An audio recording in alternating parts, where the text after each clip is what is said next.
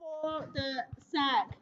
Okay, so we have talked about what is differential equation. So chapter 9 is about differential equation. And what is a differential equation? It's an equation involved derivatives in it. So it's either first derivative or second derivative. So the first exercise we learn is how to prove like an equation is the solution for a differential equation, and like how to solve some values. And if y goes to 2e mx and solve m with that's the solution to this differential equation. And that's the first exercise. And the second exercise was talk about like first B and C is talk about when dy dx is in terms of x or dy dx is in terms of y. Okay, so the first one is in terms of x only, and the second one is in terms of y only. So if it's in terms of x only, we just antiderivative there and then put the plus c there. If it's in terms of y only, what we need to do is to flip it first and then solve x in terms of y. Okay, so solve x in terms of y. That's what we need to do. So, and the second derivative is basically in terms of x, and then we just antiderive that twice. And then we have plus c and plus d. We will have two different variables, two variables here. So that's basically what we learned for solving techniques. And we talk about how to use tests to solve that. We'll talk about that. Like I'll show you the skills later. And then we talk about application questions. Okay, so we set up differential equation first and we solve that. Okay, and then find some values. So that's what we learn up to the SAC. What we will continue learning today is called separation of variables. Okay, separation of variables. So this time, dy dx is in terms of both x and y. Okay, it's in terms of both x and y. But it's like it's a function of x times the function of y. If it's x plus y, that doesn't work. Okay, so this method must be times in between the fx function and the fy function. So if it's dy dx equals to x plus y, that doesn't work for by using this method. Okay, so it must be a times relationship or divide relationship. So what we will do is, okay, let's just use this as an example by instead of just looking at the formula. So we have dy dx is in terms of x. So my fx function is the sine squared x, and divide by gy, which is the y squared function. So for any functions like that, okay, any function similar to this, what we want to do is to move y to the other side. Okay, all the y move to the other side, but either times or divide the function. So in this case, we need to times y squared to this side. So we have y times dy dx, which equals to sine squared x. Okay, so that's the first step we do. So constant, you can leave it on the left hand side, right hand side, or move it to the left hand side. It doesn't really matter. It depends on which side your calculation is much easier. You can just leave the constant on either side, but all the variable y needs to be moved to the other side. And what we need to do next is we want to, okay, so when we do equations, we can doing the same operation on both sides. So what we're going to do is we want to antidiff regards to x. So we antidiff dx on both sides. So what's happening here is, okay, similar to when we do the substitution, we can just cancel that dx. Well, it's not really canceling, it's not really that, but it's same as just canceling those two. And what we have on the left hand side is integral of y squared of dy only. And then right hand side is integral of sine squared x. Okay, so in this, by doing this, we can just do calculations as normal. So we antidiff both sides separately. So we have a third y squared here. You can plus the c value on either side. Okay, it doesn't matter on left hand side or right hand side. You can just add the c on one. Well, if I add c1 here, and then for, okay, a little bit revision, sine squared x, how we can antidiff that? Half y minus cos 2x. Good. Which is a half minus a half cosine 2x Okay, so it's antidiff of that. Okay, that's from chapter 7, and we still need to use that. Okay, so if antidiff this side, we have a half x minus a quarter sine to x. Okay, I plus a c2 on this side. But what you can see is c2 minus c1 is just get to another constant plus c. So I don't need to add c1 and c2 on both sides. I can just pick one side to add a constant. So if I add c1 on left and c2 on right, so c2 minus c1 is just still another constant, c3, something like that. So I only need one constant here. Q, Q, Q, Q, Q, Q. And we can times the 3 on both sides of the equation. That's a minus. So plus 3c is just another constant d. You can't make it stay as c if you times it. You must change it to another variable. Like a better way to write it, you can write 3c equals to d, like to give a hint what's happening to the next step. And y is the cube root of that.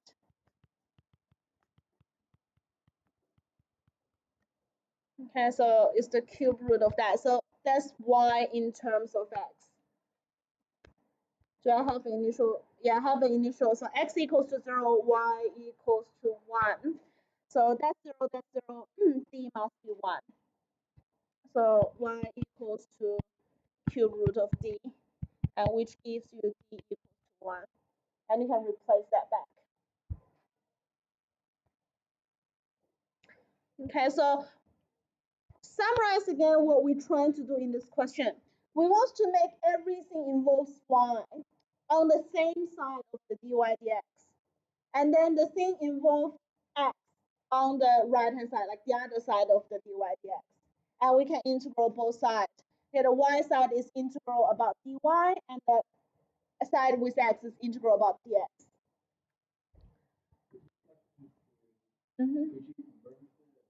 Which?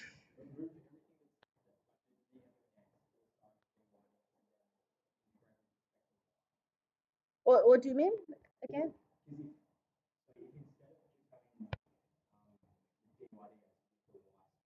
Yeah. It will, like, in theory is not really not explaining that way, but yes, correct thinking. Like you will get the same result. Like the result will be the same. The like why we can do that is basically just this line here. And that's the rule. But no one will ask you the rule. They will only ask you how to solve it. And as long as you can solve that, that's fine. I'll just do another one with you. We can use like the solve function on the calculator to directly get that done, like solve that. We can try the calculator for the next question, but we can use the dsolve function here. Okay, so for the next question, I have dy 1 plus x squared times dy dx equals to that. So what's happening here is I want y on left and then x go back to the right hand side. So we have 1 over y here times dy dx, and that equals to 4x over 1 plus x squared, which I will have 1 over y dy and integral 4x 1 plus x squared dx.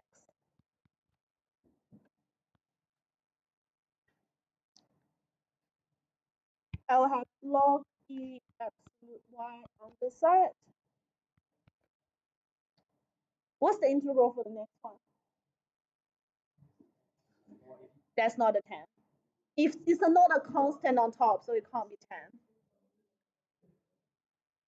Yep, so if I make that a 2x and times the 2 outside, so it's gx at the bottom, 1 plus x squared, and d that is 2x on top is the g dash x.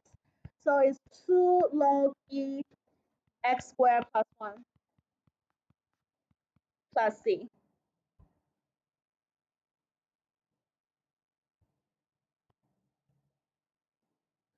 Okay.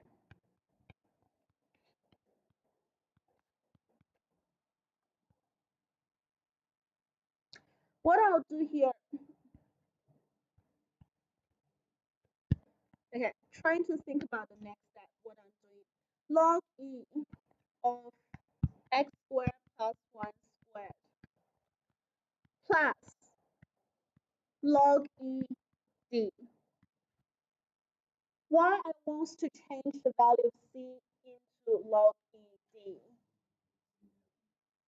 Why is easier?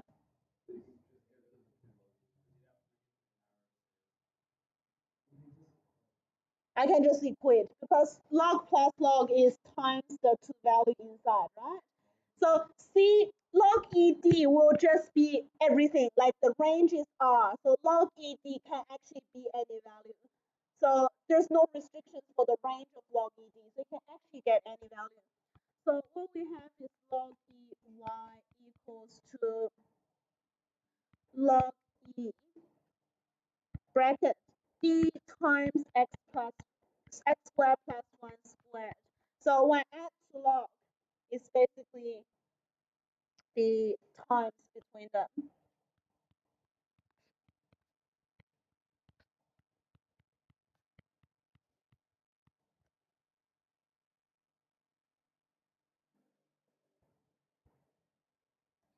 And then if I want to solve the value of d, x equals to 1, y equals to 2. So 2 equals to d times 1 plus 1, which is that. 2, 4, and d is a half.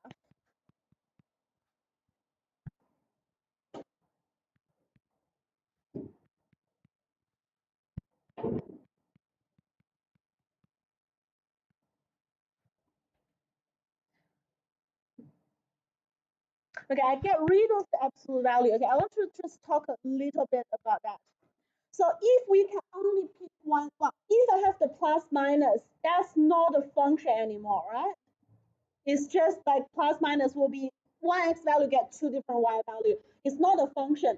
If I say what I have is a function, I can only pick one value. It's either plus or minus. Yes, either plus or minus. And according to the initial condition, if you check your initial condition, I can't take the minus of it. I can't take the minus because if I take the minus of that, then it will becomes like what? Like -2. So it's not going to be +2. So if I only pick one function, that will be the only solution.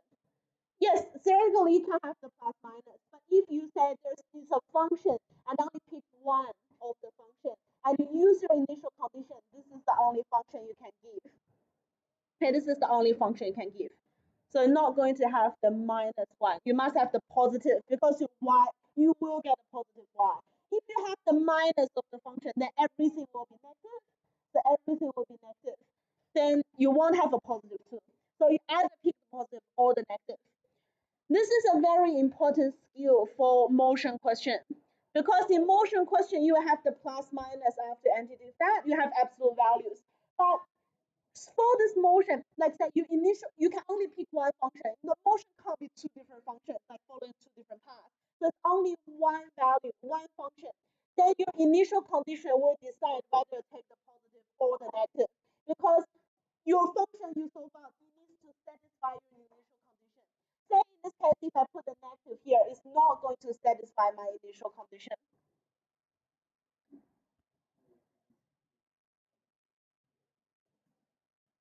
Question? No? No? All right.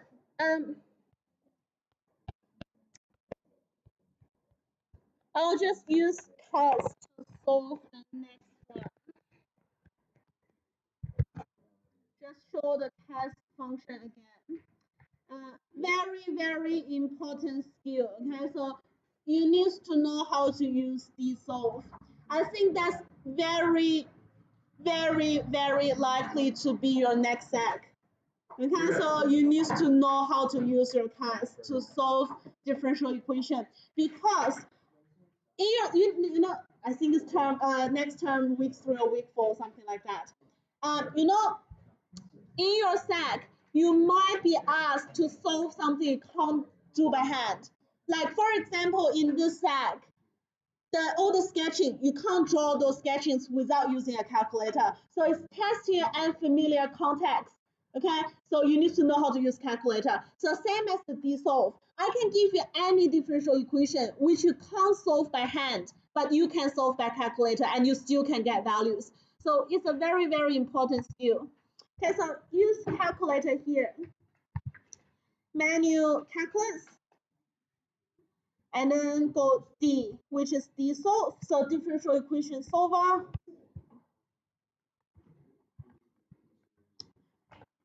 And what I have here is dy dx equals to minus 4y over 50 minus 2x. So what I'll do is y dash. Okay, where is dash? Dash is in pi, and then this dash here, and that equals to minus 4 times y over 50 minus 2 times x.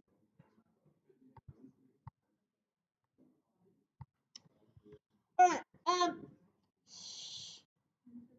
If you have initial condition, like in this question, I don't have initial condition, but say if you have initial condition, we go space and space. And then we can put y bracket 0 equals to y, like something like that. I'm not going to give an initial condition in this question because I don't know what's a good value. So if you have initial condition, we type in that way. And if you don't have initial condition, you can directly times comma x, which is the independent random variable, and comma y, which is the dependent one. So in that order, not all the thing you will get y equals to order of x. Sometimes you need to rearrange that later by yourself. But what we will have is that.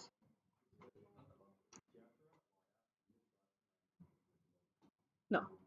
Well, like you can go p dash, for example, like, but you think it will be in terms of p and like another variable. So if I put y, yeah, comma p. For example, you go p dash, the y needs to be p. So you can use any variables. That doesn't matter. Menu for D. Sorry, menu.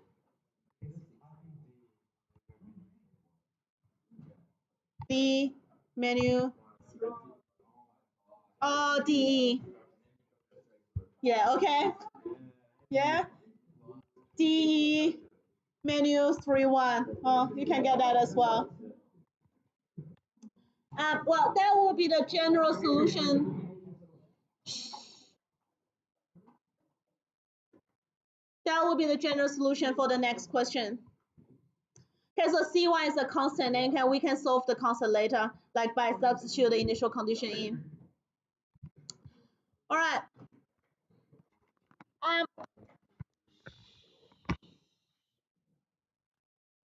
Almost done. We have learned like different ways to solve differential equation. But in chapter 9, there are 3 more exercises. There's 3 more exercises to like talk about, like still relate to differential equations. But like I want you to understand why we learn those exercises. Like say if we have a calculator and we know the DSolve function, all the differential equation can be solved, again, by substitute values. So why I'm learning all of these exercises later. Okay, so some of them are like we need to do by hand, we don't have CAS. Some of them we want approximation. So I want you to understand the purpose of it. So all the things we learn above this 90, like before page 6, is about how to work out the original equation, like how to work out the solution to the differential equation. Like we want the exact thing, y equals to what x. So I want that. But for next exercise, okay, I don't know how to emphasize this to you, but that's so important now. Before the study design change, I have learned that before why do slash, but this is like none of the paper will asking this even, like without asking, like this is exercise to learn and you can forget. But after the study design, every year there are questions like kind of, well, you must use this method to work on it.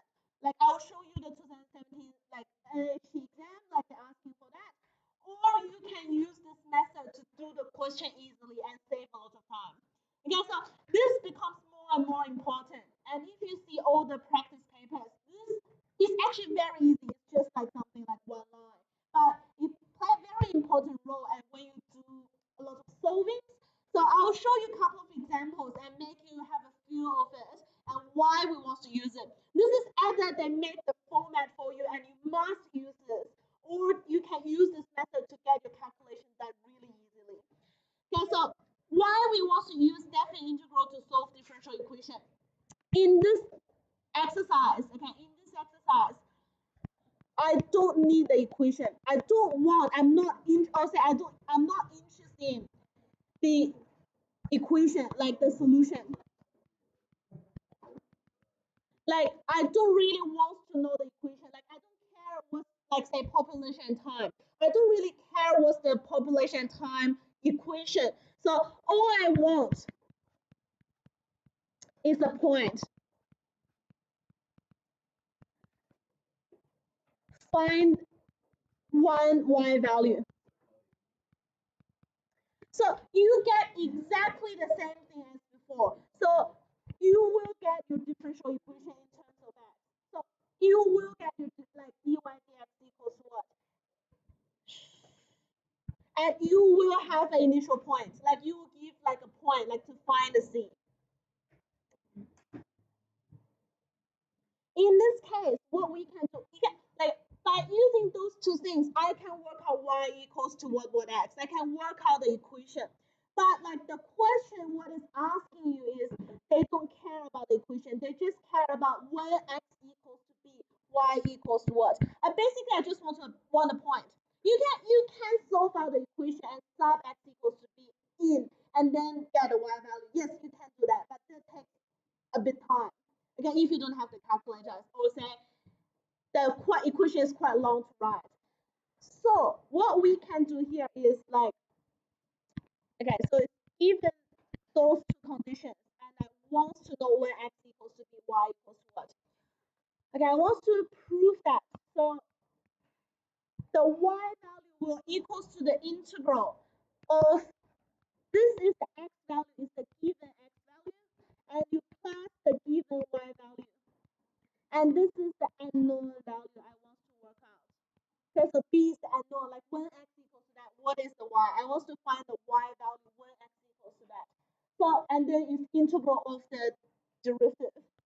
So I want to show you how to do on this question. So yx will equal to the integral of fx dx. Okay, fx is a derivative function. So y will definitely equal to that, the integral of that. And y in terms of x will equal to the capital Fx integral of that and plus a constant.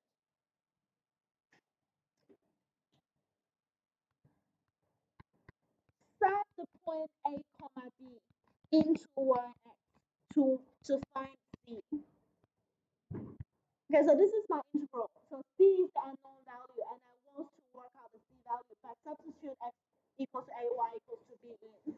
So b is d equals to fa plus c, and c equals to d minus fa.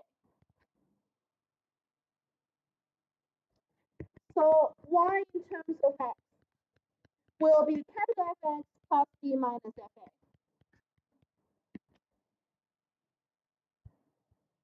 Okay, I have worked out the equation now. Like that's the full equation. Okay, that's the full equation. Now I want to work out when x equals to b, y equals to what? So yb equals to capital Fb plus d minus fa.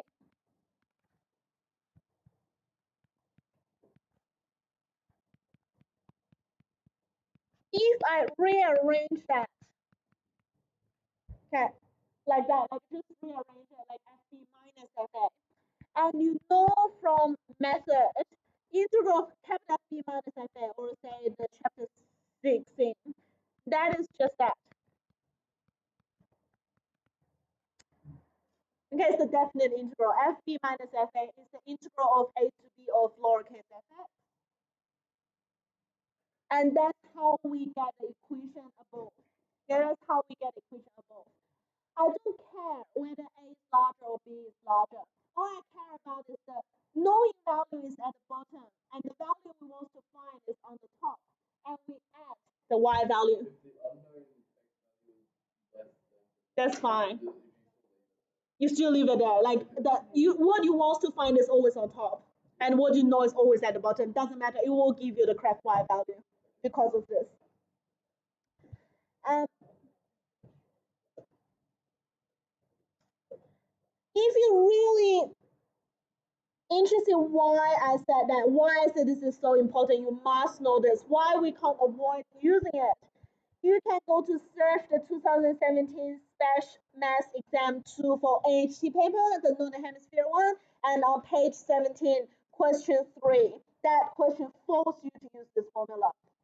Like you need to know you are using this formula to get that question right. So you can try that question. Okay, so you can try the whole question, which is a very good question. I will show you another example tomorrow to see why this is very important. All right. The next exercise, like, it's not application. When it's not application, it's really easy. You either be test in the multiple choice, which is really easy. If you know the formula, you know the answer directly, or it will be combined into application question. And if they use this in application question, it's normally the last part of the question. The last part only say give you 1 mark or 2 marks, which you don't want to solve this long to get that 2 marks. So you can use this rule to get 1 line and directly get the answer, and that was 2 marks. Okay. So if we see the next one, for the differential equation dy dx equals to 2 root x plus 5x squared, given y equals to 1, y1 equals to 3, and we want to work out y4. 4 is the value I want to work out, and 1 is the given value.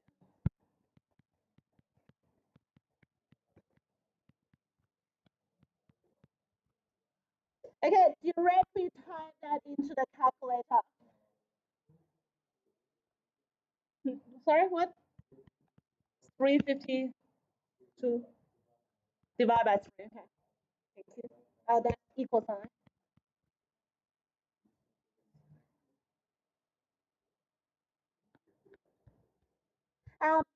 In the multiple choice, give me 1 more minute. In the multiple choice, they won't ask you what is the answer. They will give you a couple of equations, ask you to pick which one will give you the value of y4. So, okay, next one, dy dx equals to 1 over root cosine x. Y equals to 1, when x equals to 0, that's your condition. We want to find y pi over 4. So the knowing value is at the bottom and the unknown value is on top. 1 over square root cosine x dx and plus 1. And you can't really introduce this by hand, so you can just put in the test and then get the value.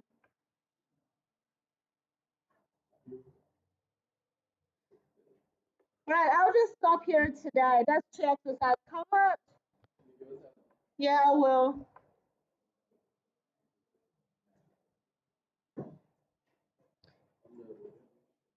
Promise me you'll be good tomorrow. I'll give the mark. Okay.